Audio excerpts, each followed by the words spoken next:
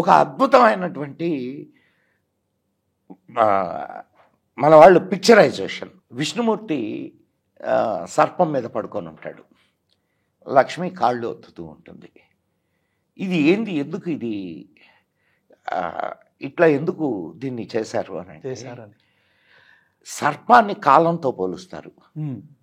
అవును, చాలా సివిలైజేషన్స్లో ఈ హ్యాబిట్ ఉంది కదా, కాలంతో పోలుస్తారు. కాలం మీద శయనించి ఉండేవాడెవడు? నువ్వే. మనిషే ఎప్పుడు అంటే మనిషి అంటే మీన్ సృష్టి. What I mean to say సృష్టి. సృష్టి ఎప్పుడు కాలము సృష్టి అండ్ సంపద. సంపద ఎప్పుడు సృష్టికి అనుగుణంగానే ఉండాలి అనేది అక్కడ కాన్సెప్ట్. కాలము సృష్టి సంపద. ఇది దానికి ఒక పామును వేసి దాని మీద విష్ణువుని పండుకోబెట్టి అక్కడ లక్ష్మీదేవిని ఇచ్చి మనకు సింబాలిక్. అండ్ ఇంకొకటి, సృష్టిని ఎట్లా జరుగుద్ది? ఆయన నాభి కమలం నుంచి బ్రహ్మగారు అంటే సృష్టి. ఆ సృష్టి అంటే సృష్టి చేయడానికి సృష్టింపబడ్డటువంటి వాడికి ఏం కావాలా? వాడికి ఇంటెలిజెన్సీ కావాలా. సో వాడికి సరస్వతి. ఎంత అద్భుతమైన సింబాలిజం చూడండి, ఆలోచించండి. అసలు నాకు ఒక్కొక్కసారి లోపలికి వెళ్ళి వాటిని అధ్యయనం చేస్తూ నేను ఇది చేస్తూ ఉంటే ఒళ్ళు పలకించిపోద్ది సార్. ఎంత అద్భుతమైన ఇదో చూడండి. మన వాళ్ళు శాంతాకారం భుజగశయనం పద్మనాభం సురేశం విశ్వాధారం గగన సదృశం. ఆయనకి మళ్ళా మేఘవర్ణం అది ఎందుకు ఇస్తారనంటే ఈ ఇన్ఫినిట్ ఆకాశం ఏదైతే ఉందో అది blue colour and atom colour is also blue. Infinite and minute. ఈ రెండింటిని ఇచ్చేస్తూ అదే ఈ శ్లోకం వచ్చింది. శాంతాకారం భుజగశయనం పద్మనాభం సురేశం విశ్వాధారం గగన సదృశం మేఘవర్ణం శుభాంగం. సో నేను ఒక కాన్సెప్ట్ చెప్తాను, అంటే నాకు అనిపించింది బ్రహ్మాండంగా ఉంది ఇది. దీన్నే పొడిగిస్తూ చెప్తాను సార్.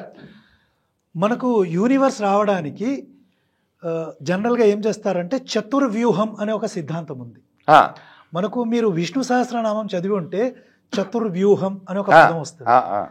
చతుర్వ్యూహం ఏంటంటే వాసుదేవ, సంకర్షణ, అనిరుద్ధ, ప్రద్యుమ్న, నలుగురు.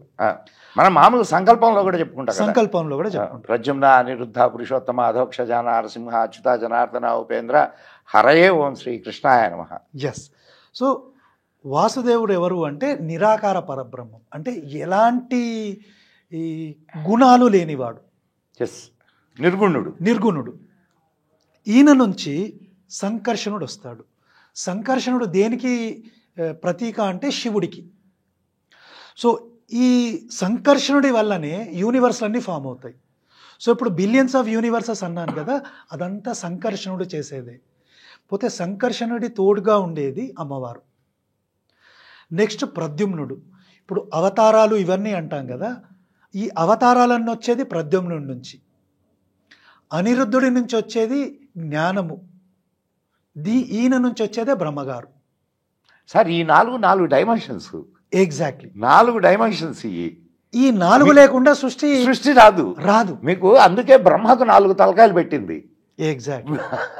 ఎగ్జాక్ట్లీ. సో దేవి భాగవతం ఒక ఎగ్జాంపుల్ ఇస్తాను సార్. ఈ స్ట్రక్చర్ ఇచ్చాం కదా, చతుర్వ్యూహం స్ట్రక్చర్. దేవి భాగవతంలో ఒక వండర్ఫుల్ శ్లోకం ఉంటుంది. ఆ శ్లోకం ఏం చేస్తుందంటే, అంటే మన ధర్మంలో ఏంటంటే పరమాత్మ ఒక హైరార్కీ సిస్టంలో ఉన్నారు. అంటే సుప్రీం నుంచి కింది క్యాడర్ వరకు. అంటే ఒక ఆఫీస్ తీసుకోండి మీరు, బాస్కు క్లర్కులు, కింద అట్లా. సో యూనివర్సల్ హైరార్కీ ఎలా ఉంది అంటే అమ్మవారు టాప్లో ఉందంట, భువనేశ్వరి దేవి టాప్లో ఉంటుంది. సో మరి ఆమె టాప్లో ఎక్కడుంది అంటే ఒక కుర్చీ లాగా సింబలిజం ఇచ్చారు. ఒక కుర్చీకి 4 కాళ్ళు, దాని మీద ఒక ప్లాంక్ ఉంది, దాని మీద అమ్మవారు కూర్చున్నారు. సో మరి ఈ 4 కాళ్ళు ఎవరు అని అంటే బ్రహ్మగారంట, విష్ణువు, రుద్రుడు, మహేశ్వరుడు. ఈ నలుగురు 4 కాళ్ళు. మరి మీద ఉన్న ప్లాంక్ ఏందిరా అంటే అది సదాశివుడు అంట. ఆ సదాశివుడు పైన అమ్మవారు కూర్చున్నారు. అంటే మన ధర్మంలో అమ్మవారికే సుప్రీం పవర్స్ ఇచ్చారు సార్. ఇప్పుడు శక్తికి స్వరూపం కదా సార్.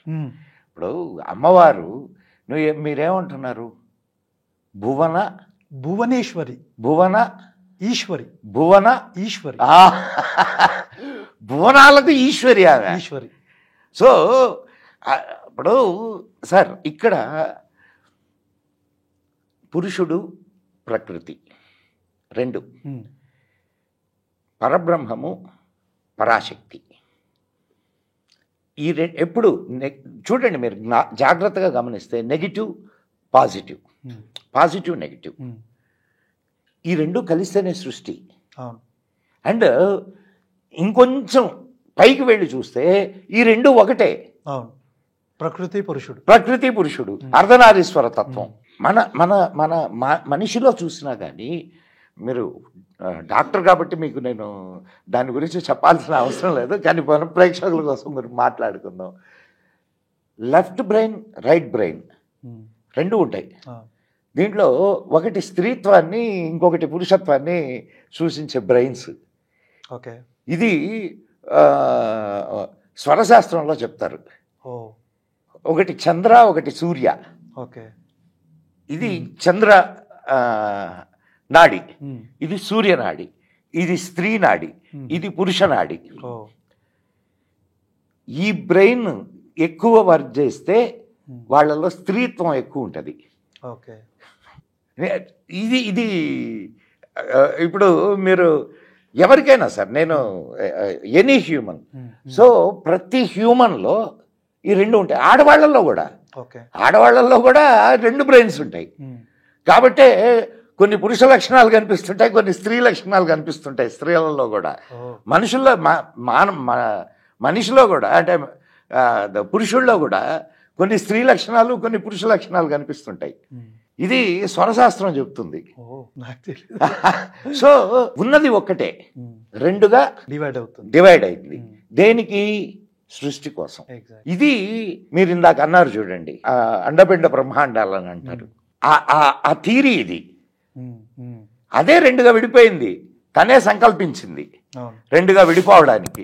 2గా విడిపోయి అది సృష్టినంతా నడిపిస్తుంది. నడిపించడం కాదు, సృష్టిస్తుంది. సో దానికి మీరు భువనేశ్వరి అని పేరు పెట్టండి, పరబ్రహ్మం అని పేరు పెట్టండి, లేదు ఇంకొక పేరు పెట్టండి, ఇంకొక పేరు పెట్టండి, ఏదైనా కానివ్వండి.